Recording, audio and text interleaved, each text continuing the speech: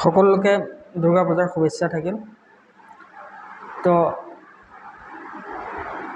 আগন্তুক দুৰ্গা পূজাৰ দিনটোত সকলোৰে এটা শুভ দিন আহক, কিয়নো বিগত সময়ছোৱাত আমি কোভিড-19ৰ পৰিস্থিতিৰ সময়খিনিত আমি যথেষ্ট কষ্ট, যথেষ্ট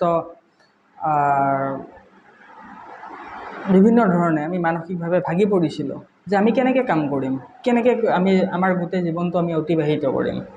কিন্তু এনেকুৱা সময়ছোৱাত অসমৰ বিভিন্ন প্ৰান্তত বিভিন্ন স্থানৰ পৰা বিভিন্ন অসমীয়া যুৱকে বিভিন্ন ধৰণৰ প্ৰতিভাৰে যেনেকুৱা কোৱালিফিকেশ্যনেই নাথাকক কিয় বিভিন্ন ধৰণৰ কাম কৰি নিজকে স্বাৱলম্বী কৰিছে। কোনো কাৰো ওপৰত ডিপেণ্ড কৰি থকা নাই। আজিৰ দিনটোত এনেকুৱা এটা দিন আছিল যিটো সময়ত আমি প্ৰতিজন মানুহে আমি এটা চাকৰি, আমি এটা কৰ্মসংস্থাপনৰ কাৰণে আমি প্ৰতিটো সময় প্ৰতিটো দিন আমি কাৰোবাৰ ওচৰত হাত পাতি আছিলোঁ। আৰু এনেকুৱা এটা দিন আজিৰ দিনটোত আহি পৰিছে যিটো আমাক কৰোণা ভাইৰাছ, মই যাক মোৰ লাইফৰ কাৰণে মই লাকি বুলি ক'ব বিচাৰোঁ, কিয়নো এই কৰোণা ভাইৰাছ অহাৰ কাৰণে আজি মই এই যিটো জেগাত মই বহি আছোঁ, এই জেগাটোত মই বহিবৰ কাৰণে মোৰ এই মাইণ্ডছেটটো হৈছে। মই বহুত দিন মই বেলেগ কোম্পানীত বেলেগ মই অৰ্গেনাইজেশ্যনত মই এমপ্লয় হিচাপে মই কাম কৰি আছিলোঁ। মাৰ্কেটিং এক্সপাৰ্ট হিচাপে মই কাম কৰি আছিলোঁ। আৰু মই এটা চেলাৰী পেকেজ লৈ পেলাই মই তেওঁলোকৰ লগত কাম কৰি আছিলোঁ, যাত মই ছেটিছফাইড নাছিলোঁ। মই গোটেই বিজনেছ ডেভেলপ কৰোঁ, মই গোটেই বিজনেছৰ টাৰ্ম এণ্ড কণ্ডিশ্যনৰ পৰা আদি কৰি মই গোটেই বিজনেছৰ প্লান প্ৰজেক্ট মই গোটেই ৰেডি কৰোঁ। তাৰপিছতো মই এটা মিনিমাম ইনকাম লৈ পেলাই মোৰ লাইফটো মই এষ্টাব্লিছ কৰি আছিলোঁ। আৰু মই আজিৰ দিনটোত মই ক'ব বিচাৰোঁ যে কৰোণা ভাইৰাছ মহামাৰী হয়, কিন্তু বহুতৰ লাইফৰ কাৰণে এটা লাইফ চেঞ্জিং এটা টাৰ্ণ হয়, যেনেকৈ মোৰ লাইফৰ কাৰণে হৈছে। আৰু মই এই কৰোণা ভাইৰাছৰ সময়ত এটা অনুষ্ঠানৰ লগত মই জড়িত আছিলোঁ। আৰু সেই অনুষ্ঠানটোৰ পৰা মই যেতিয়া সেই সময়খিনিত মই কোনো ধৰণৰ চেলাৰী পোৱা নাছিলোঁ, কোনো ধৰণৰ মই বেকআপ পোৱা নাছিলোঁ, মই কেনেকৈ চলিম। মই গুৱাহাটী চিটিত থাকোঁ। তো এই সময়খিনিত মই নিজে ভাবিলোঁ যে মই এটা কোম্পানীত মই এটা অৰ্গেনাইজেশ্যনত মই নিজে মোৰ ব্ৰেইন, মোৰ নিজৰ এক্টিভিটি লগাই মই সেই কোম্পানীটো গ্ৰ'থ কৰাই আছিলোঁ আজি অতদিনে, তেতিয়াহ'লে মই নিজৰ কাৰণে মই কিবা কৰিব নোৱাৰোঁ। আৰু তেতিয়া মই প্ৰথম আৰম্ভ কৰিছিলোঁ মোৰ কোম্পানী। আৰু মোৰ কোম্পানীটোৰ নাম হৈছে LVET ছাৰ্ভিচেছ প্ৰাইভেট লিমিটেড। আৰু এই কোম্পানীটোত আজিৰ দিনটোত মই আপোনালোকক টাৰ্ণ অভাৰ দেখাব বিচাৰোঁ, তেতিয়াহ'লে পাৰ ডে মই আপোনালোকক কওঁ, তেতিয়াহ'লে পাৰ ডে মোৰ কোম্পানীৰ টাৰ্ণ অভাৰ হৈছে only for mobile and TV recharge. আজিৰ দিনটোত এই সময়খিনিলৈকে 7টালৈ 15 মিনিট আছে, এই সময়খিনিলৈকে আজিৰ দিনটোত মোৰ ৰিচাৰ্জ টিভি আৰু মোবাইল ৰিচাৰ্জ কৰিছে অকল 10,97,544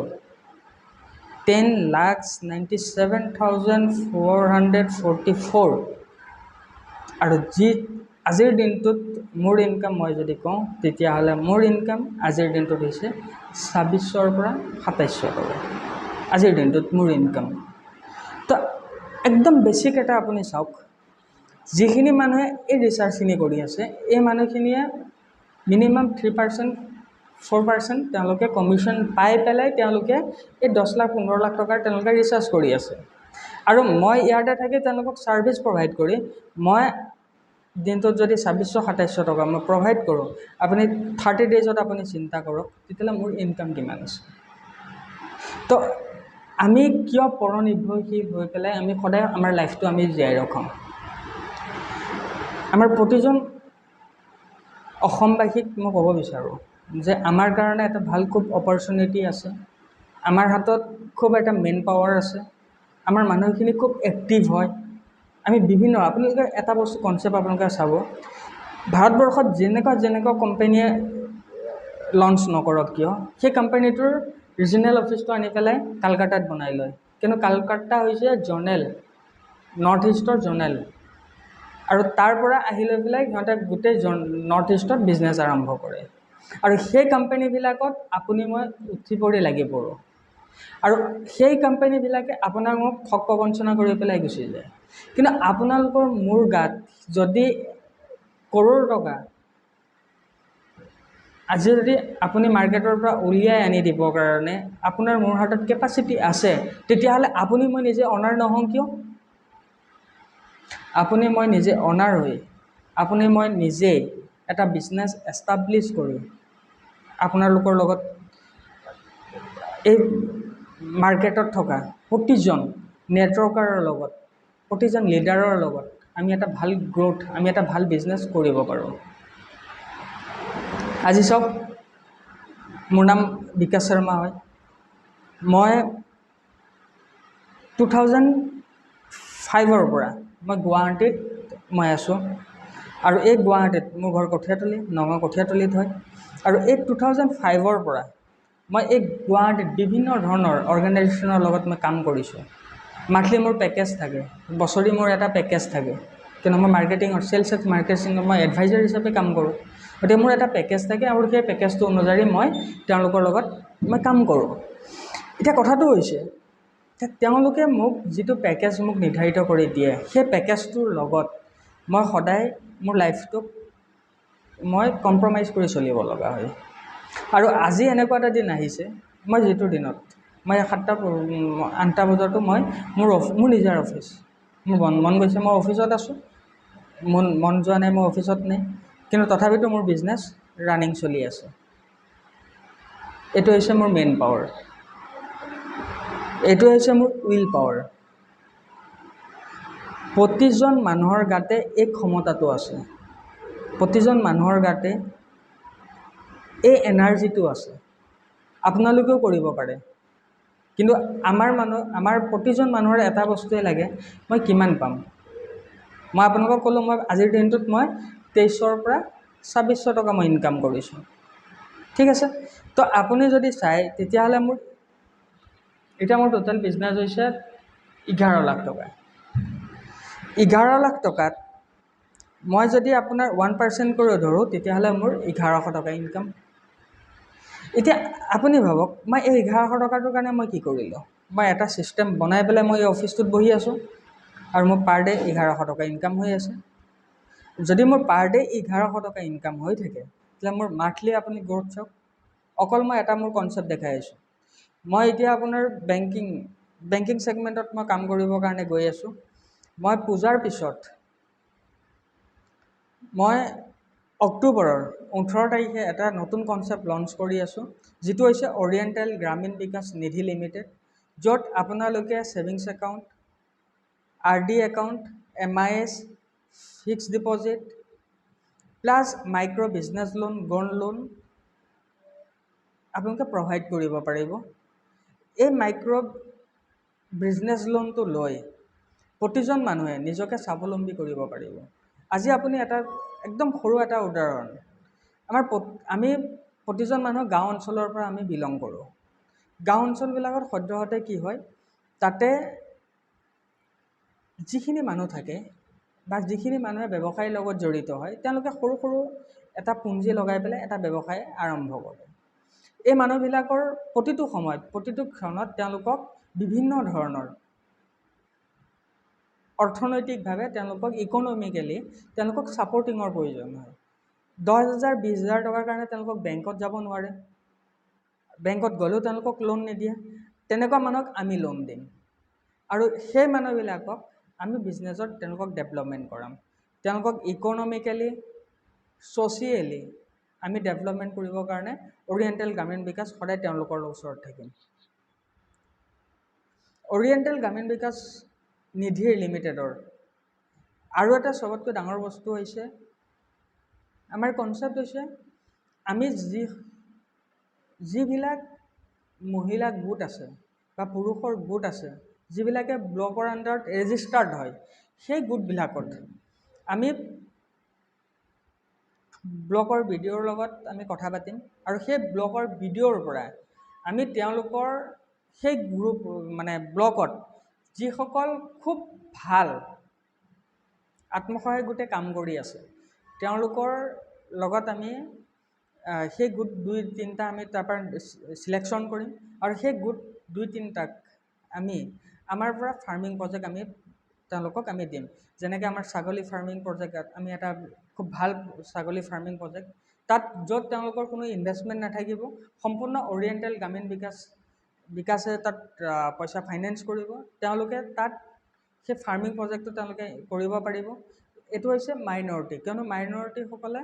আমাৰ যদি পিগাৰী যদি আমি ফাৰ্মিং প্ৰজেক্ট দিওঁ তেন্তে তাতে পিগাৰী ফাৰ্মিং প্ৰজেক্ট নচলে কিয়নো আমি যদি চাওঁ ইয়াতে আমাৰ 20% আমাৰ মাইনৰিটি বা 80% তেনেকুৱা এটা থাকে গতিকে আমি সেই যিখিনি মাইনৰিটি মানুহ আছে সেইখিনি মানুহৰ কাৰণে আমি পিগাৰী ফাৰ্মিং প্ৰজেক্টটো আমি লঞ্চ কৰিছোঁ আৰু যিখিনি আপোনাৰ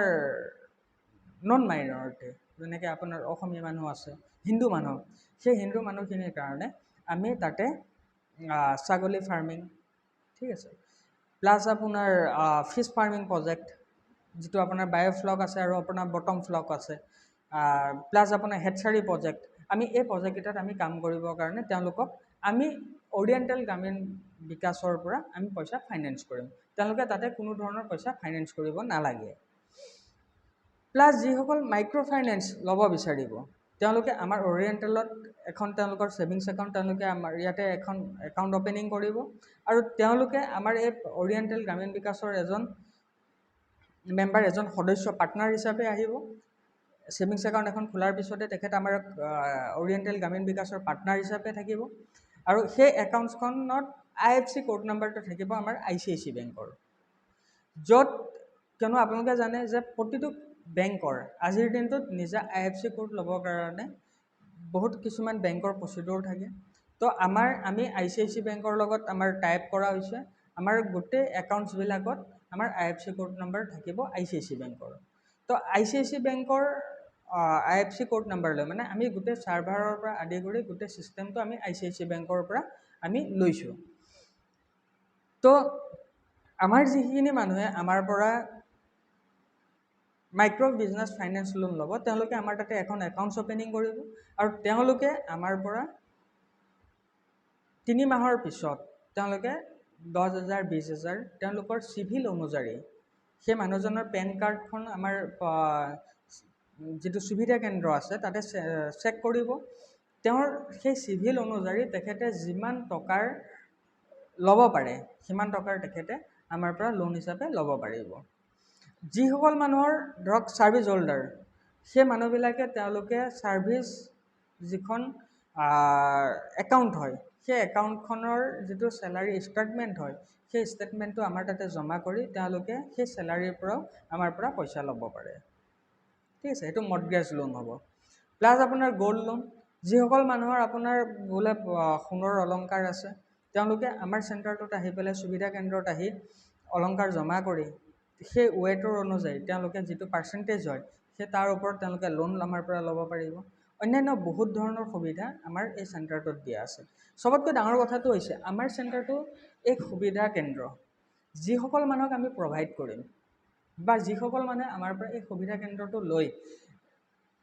অসমৰ প্ৰতিজন নাগৰিকক প্ৰতিজন ৰাইজক যিটো সুবিধা প্ৰদান কৰিব সেই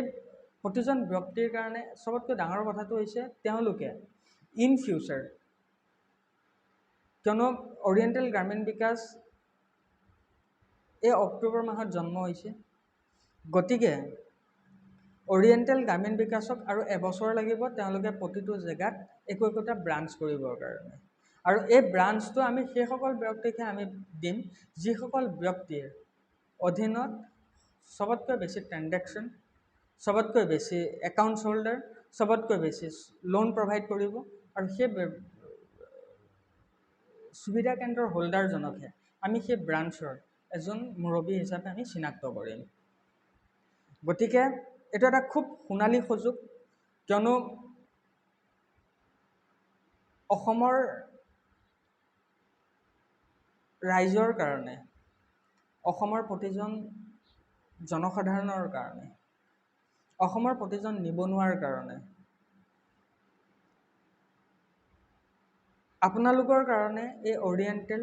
আৰু LBET ছাৰ্ভিচেছ প্ৰাইভেট লিমিটেডে এটা নতুন পদৰ যাত্ৰা আৰম্ভ কৰিছে। এই পদত যদি আপোনালোকে আগুৱাই আহে তেতিয়াহ'লে মই ভাবোঁ আপোনালোক প্ৰতিজনে উপকৃত হ'ব, কিয়নো ই এনেকুৱা এটা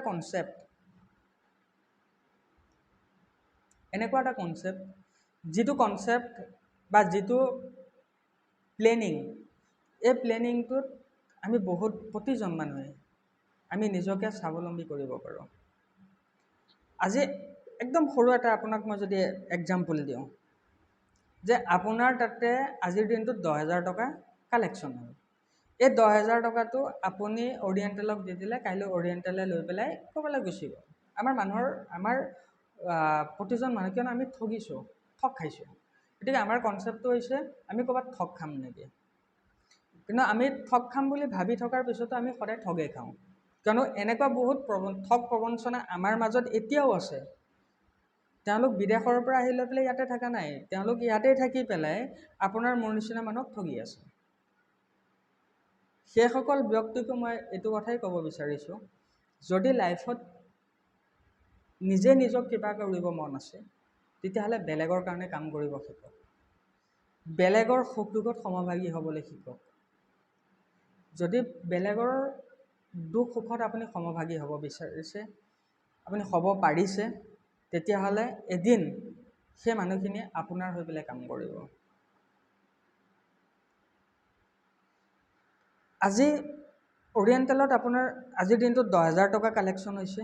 এই 10,000 টকাটো আপুনি অৰিয়েণ্টেলক জমা দিব নালাগে, আপুনি সেই 10,000 টকাটো কোনোবা এজন বিজনেছ ফাইনেন্সৰক আপুনি দি দিয়ক, বিজনেছ লোন হিচাপে তেখেতক দি দিয়ক। আপোনাৰ মাৰ্কেটৰ পৰা উঠা পইচা আপোনাৰ তাতে আপোনাৰ চলি আছে, আপোনাৰ পইচা লৈ পেলাই অৰিয়েণ্টেল পলাই যোৱাৰ কোনো চান্স নাই। আৰু এটা বস্তু আপোনালোকে ভালকৈ মনত ৰাখিব, আজিৰ দিনটোত আপোনালোকে এটা বস্তুৱে আমাৰ মানুহৰ মাজত ভুল ধাৰণা থাকে যে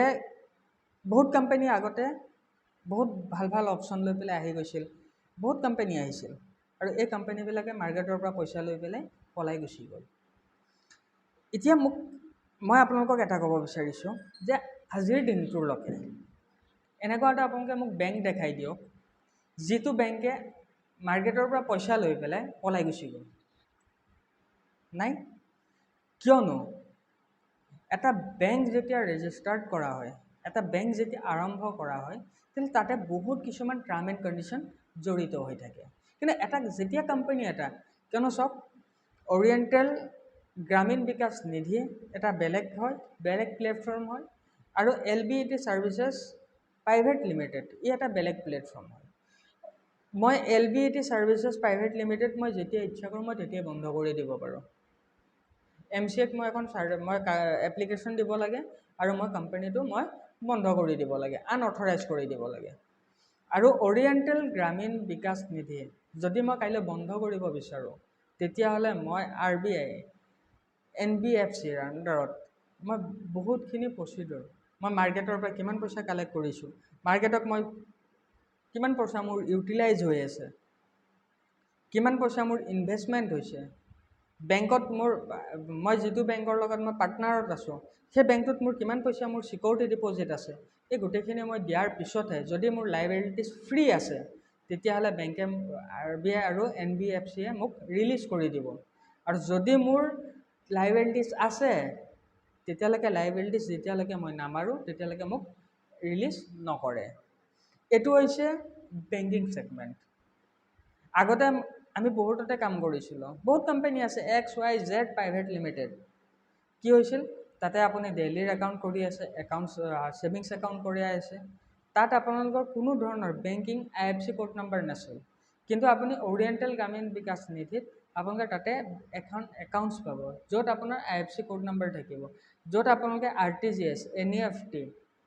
IMPS, UPI আপোনালোকে সুবিধা পাব।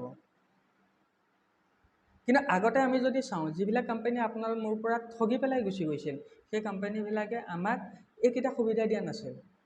আপোনাৰ পইচা আপোনাৰ তাতে একাউণ্টছতে আছে, কিন্তু সেই পইচাটো আপুনি যেতিয়া ইচ্ছা কৰে আপুনি উলিয়াব নোৱাৰে। কিয় নোৱাৰে? কিয়নো আপোনাৰ হাতত তেনেকুৱা কোনো ধৰণৰ NEFT, RTGS,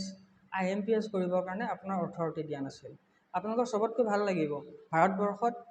চবতকৈ বেছি UPI ট্ৰেনজেকশ্যন কৰা মানে দেশখনেই হৈছে গোটেই ৱৰ্ল্ডৰ ভিতৰত, সেইখনেই হৈছে ভাৰতবৰ্ষ।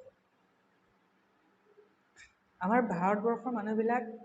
আমি প্ৰতিজন মানুহে ভাবোঁ ডিজিটেল কনচেপ্ট এটা, এইটো কি বস্তু, এইটো আমাৰ ইয়াতে নচলে। কিন্তু আপুনি মই নভবাকৈ গুগল পে', ফোনপে', অন্যান্য আপোনালোকৰ এপছ ইউজ কৰি পেলাই আমি প্ৰতিজন মানুহ আমি ডিজিটেল হৈ গৈছোঁ। গতিকে আজিৰ দিনটোত খুব এটা ভাল সময়, আৰু এই দুৰ্গা পূজাৰ সময়খিনি মই ভাবোঁ যে আপোনালোকৰ কাৰণে, প্ৰতিজনৰ কাৰণে এটা সঠিক সময়, সঠিক এটা দিন আপোনালোকৰ কাৰণে ৰূপায়ণ কৰক, য'ত আপোনালোকে প্ৰতিজন ব্যক্তিয়ে এটা সুন্দৰ আৰু এটা সঠিক ৰাস্তাত আপোনালোকে কাম কৰিব পাৰে। বিভিন্ন ধৰণৰ আপোনালোকক মাৰ্কেটিং ছাপোৰ্টৰ কাৰণে আপোনালোকে মোক কল কৰিব পাৰে। মোৰ নাম্বাৰটো হৈছে 9954922852। মই আকৌ এবাৰ কৈ দিছোঁ 9954922852। বিভিন্ন ধৰণৰ আপুনি যি ব্যৱসায় নকৰক, যদি আপোনাৰ ব্যৱসায়টোত মাৰ্কেটিং এক্সপাৰ্টৰ প্ৰয়োজন আছে, আপুনি যদি বিচাৰে আপোনাক এডভাইজাৰৰ প্ৰয়োজন আছে, তেতিয়াহ'লে নিশ্চয় মোক আপুনি কল কৰক। মই আপোনাক ডেফিনেটলি আপোনাক সহায় কৰিবৰ কাৰণে সদায় প্ৰস্তুত আছোঁ। Thank you. সকলোৱে দুৰ্গা পূজা উপভোগ কৰক, ছ'চিয়েল ডিষ্টেঞ্চ মানি ৰখক, চেনিটাইজাৰ মাস্ক ইউজ কৰক, কিয়নো কৰোণাৰ প্ৰভাৱ এতিয়াও আমাৰ ভাৰতবৰ্ষত শেষ হৈ যোৱা নাই। গতিকে নিজকে সুৰক্ষিত কৰি ৰাখক আৰু ভাৰতবৰ্ষখনো সুৰক্ষিত কৰি ৰাখক। জয় আই অসম। Thank U.